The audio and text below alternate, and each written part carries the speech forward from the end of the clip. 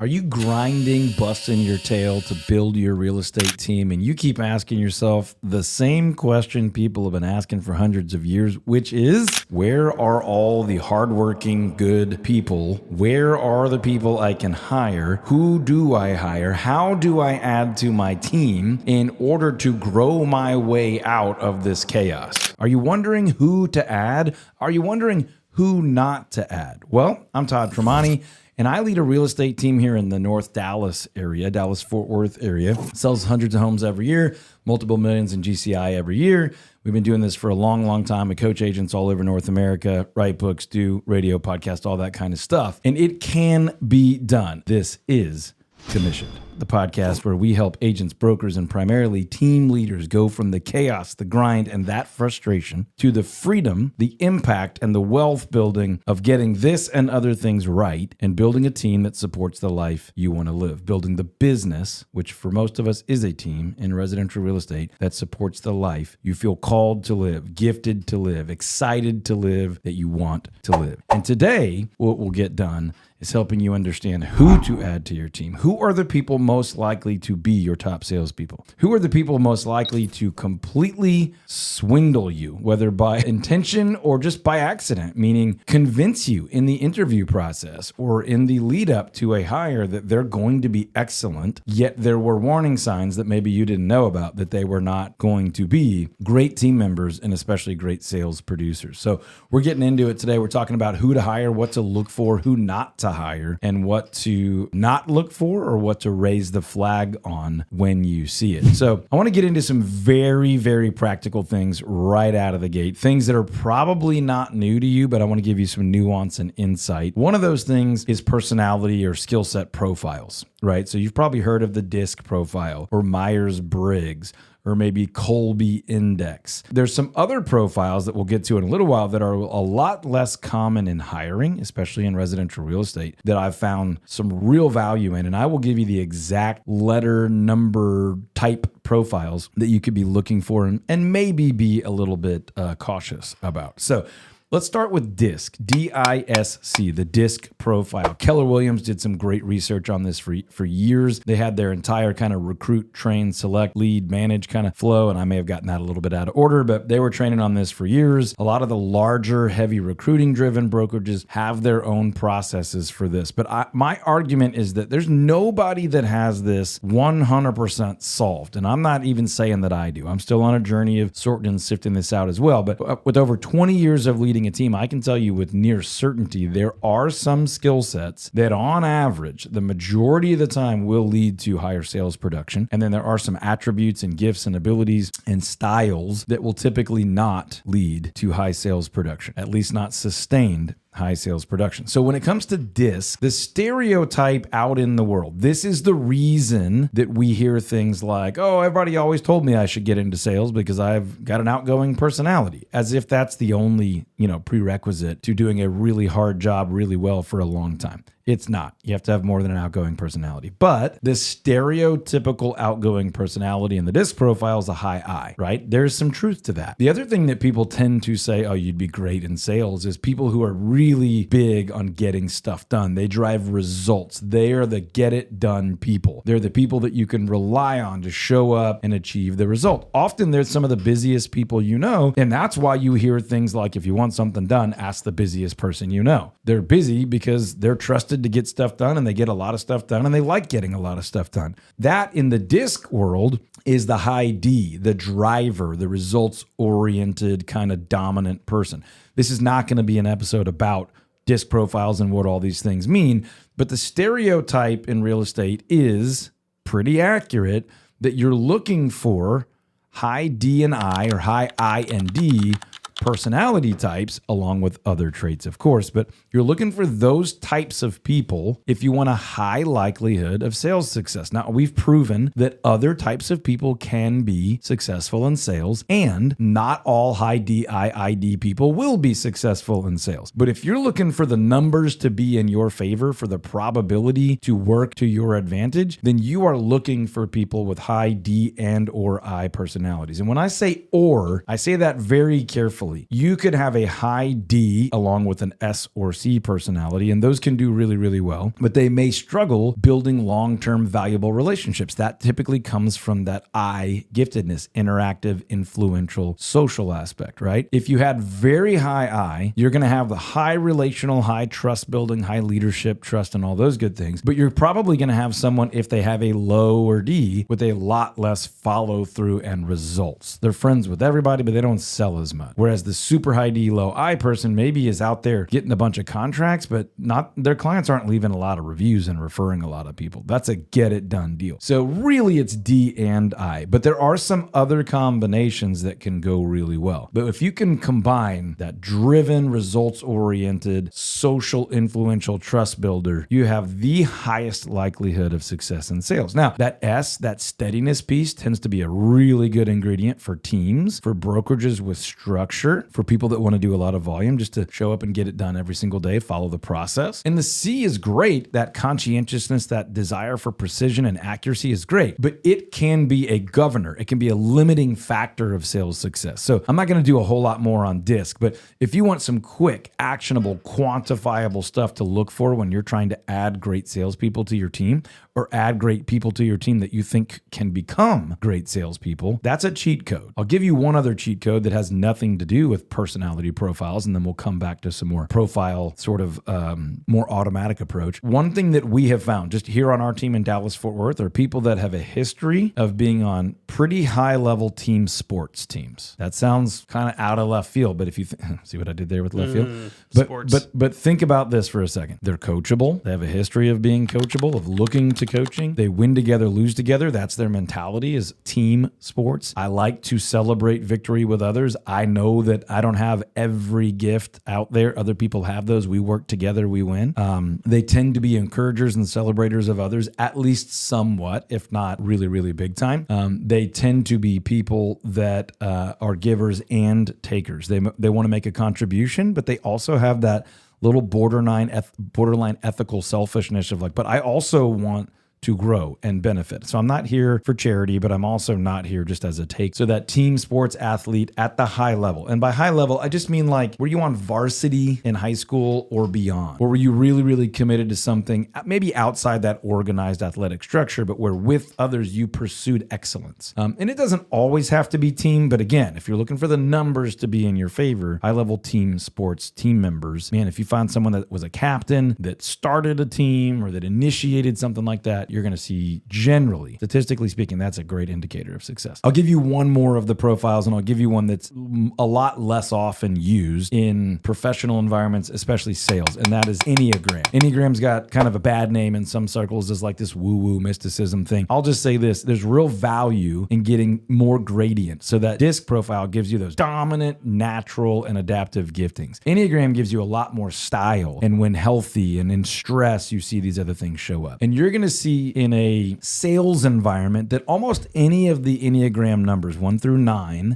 can be effective in sales. But there are some types that are just historically going to do a lot better in sales. One of the most popular combinations we've seen just here in our environment is the 8-wing-7. So 8 is sort of a challenger, like results, not afraid to speak up kind of deal. And the 7 is sort of the optimist, future, fun, experience number, right? So if you can put the fun, future, let's build, let's grow, let's be optimistic, let's achieve your dreams, and attached to that, some of that challenger results, get it done, and that balance can be healthy. That's kind of like your DI combination. It's not the same. I'm not saying it's the same. I'm not saying that if that's not your makeup, you can't be successful. I'm saying statistically, if you want to look for some real winners, those are great combinations. Now, again, I'm not going to explain all of Enneagram to you. There's a lot of people. The 1 is the perfectionist. If you have some 1 in the makeup of your team's going to have some more precision and excellence. But that person who is a dominant 1, perfectionist, high self-critical person is going to have some limiting factors to their runaway sales success. They're going to slow down a little more often. They're going to be extra cautious at times where maybe you don't need to be quite that cautious. Or they may be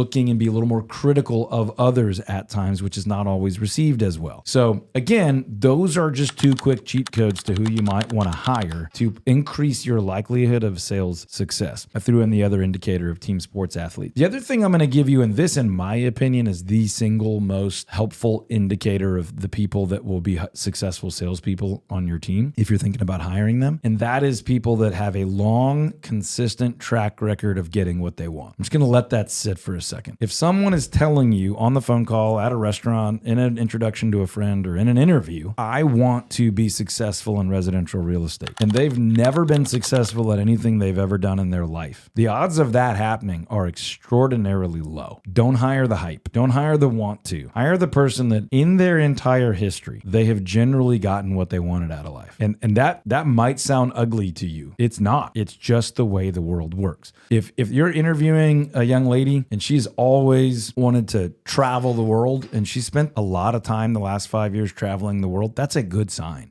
If you're hiring a young man that wanted to be married to a beautiful young lady and have 3 kids and he's married to a beautiful woman with 3 kids, that's a good sign. If you are talking to someone who loves classic cars and they drive a classic car, that's a good sign. If you're talking to someone who loves classic cars and they only get magazines about classic cars, not the worst sign, but not the best. They've not yet gotten what they wanted out of life there. Now, there's obviously limits and extremes in health and unhealth, but I think I've made my point. Grady, have I made my point? Yeah, totally. Keep going. Grady Dill, ladies and gentlemen, Director of Real Estate Growth Systems, helped me coach agents all over North America. By the way, good pause point. If you want help implementing things like this in your business, making a good hire, borrowing our onboarding program and all that kind of stuff, there's a link near this video or this audio that's going to get you on my calendar as long as I still have some time available. I don't put a lot out there, but I put a good bit, and I really love these conversations. They're totally free, no obligation. I'll talk to you for 15 or 20 minutes about what's going on with your business, your life, and anything I can do to help you grow and scale your business, get out of that chaos, get into the freedom, build a business that supports the life you want to live. I'll be glad to do it. If you want to talk about coaching or mastermind or one of our summits or events, we can talk about that too. But I'll give you 15 or 20 minutes just to help you think through adding great people to your team or anything else that will help you in your business. So click a link near the video or the audio, jump on the calendar. We'll talk soon. The takeaway here is don't make it any harder on yourself than you have to. And one of the ways you make it harder on yourself than you need to is you do what I'm about to tell you not to do. These are the people not to hire. And I've already given you a couple of indicators here. Now, I'm going to make some people angry with this one, and I'll deal with it. My email is grady@toddtremonti.com. It's Grady, Grady,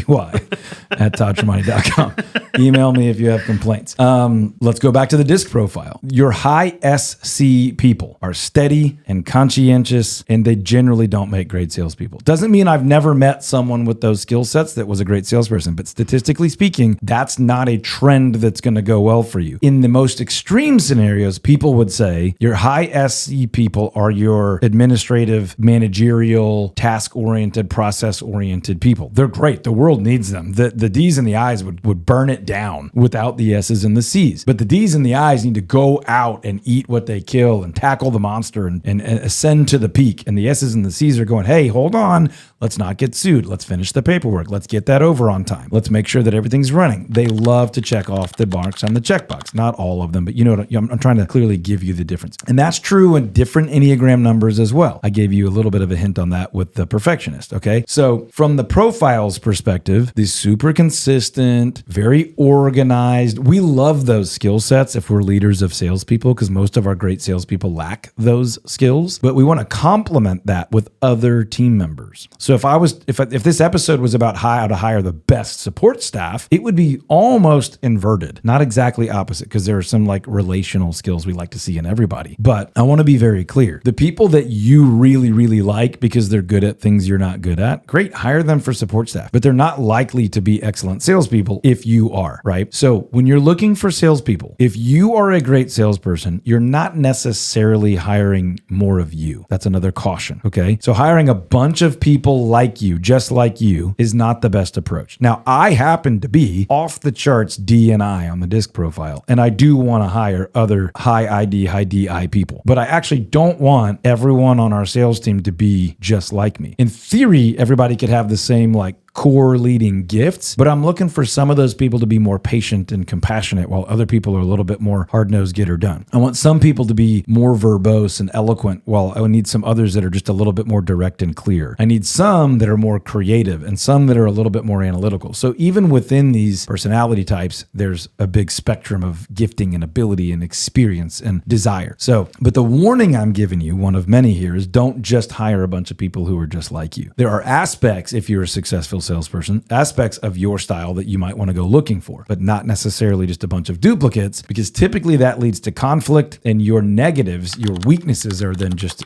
really expanded on. They're really emphasized because you're inviting more of it into your world. So you don't want to go after this stereotypically non-sales folks. You don't want to go after people just like you, even if they're likely to be great salespeople. At least you don't want to do that every single time. And then I'll reiterate one other point. You can find the best personality style. You can find the best resume. But if that person does not have a track record of success yet, your level of risk is higher. Now, it doesn't mean you can't hire people who are starting out. You just have to know the barrier to success to them is probably higher. The likelihood that they're going to become a world-class salesperson is probably lower. Now, one other thing I'll caution. I'm not saying that go hire proven, experienced, high-level salespeople in real estate. In my personal experience, that's not the best way to build and sustain long-term a successful sales organization within your real estate team. In my experience, this is anecdotal to me, but also the experience of hundreds of coaching clients and a lot of other people I know around the country, going kind of and hiring the assassins that are already like high-level top-producing residential salespeople tends to lead to a lot of turnover. Those people don't generally end up staying very long. There tends to be real pressure on your compensation model, real pressure on your lead gen and marketing and brand and trust building model. That doesn't make them bad people. It just doesn't make them the best team members for a long, sustained, successful team. So there's some things to look for. There's some things to be cautious of and not look for. And then finally, I'll say last, what might be most important in hopes that it sticks with you the longest. And that is you have to understand what your like non-negotiable, we are not compromising on these, what your values are. And you cannot hire someone who does not share the majority of your values. You might have one or two lower level values that someone doesn't have to share. For example, this is not a lower level value. This is the most important value in my life. I am a follower of Jesus Christ. I do not require someone to be a Christian to be on our team. It's just not at any time a requirement. But if that person didn't value care and concern for your others, for your neighbor, if they didn't honor, the value of service to other people, generosity, some of those values that come from my faith, then they would just never be happy here. They wouldn't be successful here. They would be uncomfortable here because everyone else does value those things. They don't have to share my faith, but they have to share my general values out in the world. Of course, I would love to share my faith with them. I'm not going to impose that on them. I'm not going to push it down their throat. I'm not going to treat them any differently if they don't share my faith. But those downstream values that we're going to operate and live by, they do need to share the majority, if not all of those. And the reason I say this last is because if you're not careful and you get lucky or you build a great system and you start churning a pipeline of like team sports captains that are high DI, Enneagram 8-7, that have just married the cute girl, got the house, got the car, they've done all the things, but they don't value what you value, they don't respect what you respect, you are inviting one of the hardest, ugliest decisions that you may ever have to make into your life. Because that person is likely to come in, get up and going, start making themselves a bunch of money, maybe making you a bunch of money, and then you are going to be confronted with having to get them out of your organization because they are going to hurt the value of your organization, hurt the success of your organization, damage your reputation. Whatever version of that you fear most, picture it and let that be your caution to not just go for skill set and aptitude and history, but to also account for values. That's certainly not every single thing we do to attract talent. We don't get this right every single time. And it's certainly not every caution I have to avoid bad decisions. We don't always avoid the bad decision either. But those are tried and true and trusted ways to build your sales side of your residential real estate team. And if that's something you're wanting to do, if you're the top producer right now and you'd like to not be the only top producer, or you'd like to not have to be the producer at all anymore, or if you're just grinding and you're in chaos and you're kind of making money, but it feels like it's on fire and you're rebuilding all the time, that's what we do. We help people get out of that chaos and get out of that grind and get into some peace of mind and freedom and prosperity and what I would call wealth building. We say income and impact. great, right? Nothing wrong with wanting a bunch of income. But then let's go change the world with the income and the freedom and the time and the gifts we have. If that's what you're after, let me know. There's a link near this video or audio. You can jump on my calendar. We'll spend some time together totally free. And then we'll see if it makes sense to work together. We'll see if I can just help you in 15 or 20 minutes, and we'll talk to each other down the road. I will see you on the next episode.